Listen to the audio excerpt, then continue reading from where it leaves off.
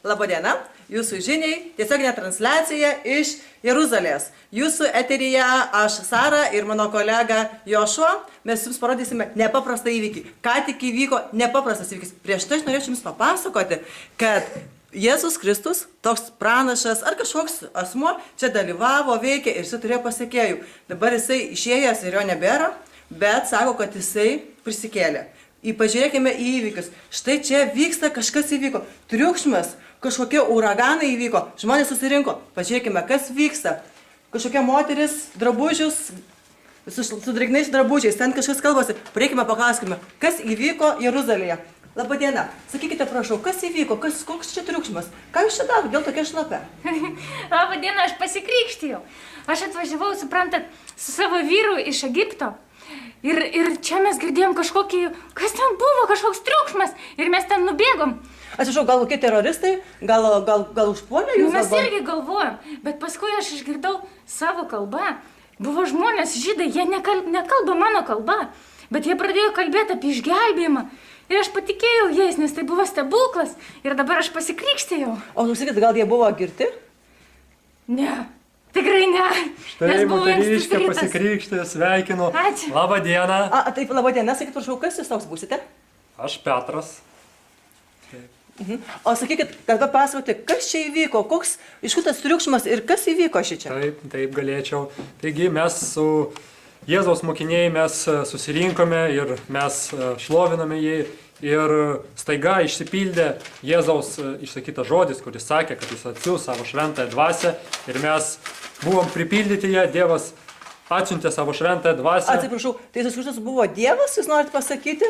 Taip, Jėzus Kristus yra Mesijas, jis išgelbėtojas, taigi mes prisipildėm šventosios dvasios ir pradėjome kalbėti svetimomis kalbomis, svetimtaučių, kuriomis niekada nekalbėjome. Ir štai mes matom pavyzdį, kad jie mūsų suprato, jie suprato, kad mes šlovinam Dievą, jie suprato žinią apie Jėzų ir tada Dievas pripildė mane dvasia, nes buvo daug pašaipūnų, kurie šaipėsi ir sakė, kad mes esame prisigėrę vyno ir juokėsi iš mūsų ir Dievas mane pripildė dvasia ir aš atsistojau ir pradėjau kalbėti apie Jėzų. Aš prisiminiau pranašo Joelio žodžius apie šventosios dvasios išliejimą, aš prisiminiau mūsų patriarcho Dovydo žodžius apie tai, kad Kristus bus prikeltas.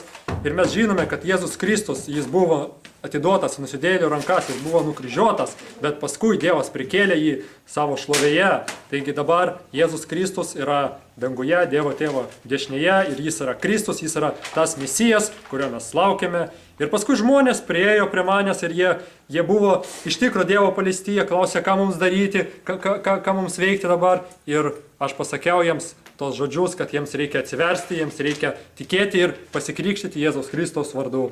Taigi mes matome, kad labai daug žmonių čia ir jų yra tūkstančiai, 2, galbūt 3, galbūt 4 tūkstančiai, labai daug jų čia. Aš atsiprašau, o kuo skiriasi Jono krikštas nuo dabar to, kuriuo jūs atliekate krikštą?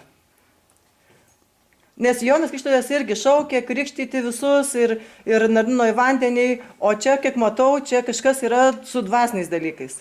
Taigi Jėzus Kristus yra Mesijas, mes krikštėjame, kad žmogus išpažįsta savo tikėjimą ir jam yra atleidžiamas nuodėmės, nes jis įtiki, jis ir pasikrikštėja, tai paliudydamas.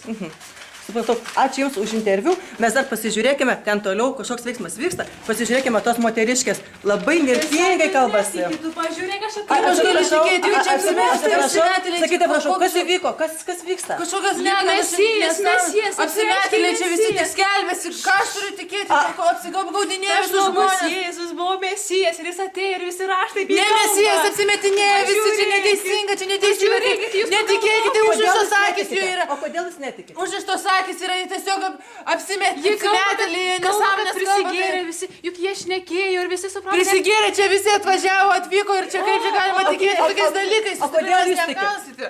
Nes jis yra Mesijas ir jis mane išlaisvino iš nuodėmių visų. O tai kaip jūs jaučiatės? Kur tas išlaisvinimas tavo, kur tas išlaisvinimas, pažiūrėk, kaip tu atrodai? Man nebereikia laikytis viso įstatymo, aš esu laisva ir Jėzus yra mano. Jokios čia laisvės nėra, čia yra apgaulė, netikėkite. Kodėl jūs netikite? Koks čia krikštas, kaip tu čia į vandenį įlendi ir krikštas, koks čia krikštas gali skaitytis? Tai krikštas iš aukštybių. Koks čia pamokslai, dabar čia apgaulė visiška.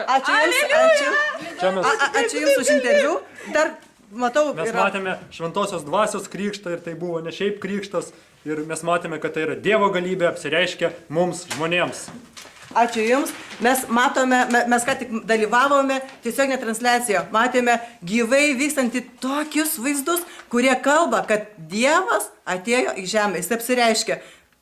Mes paliekame Jums spręsti, kas įvyko, ką Jūs galvojate, kokiams klausimai kyla. Tiesiog iššokite patys atsakymų. Jūsų eterėje buvo Sara ir Johanas. Ačiū Jums.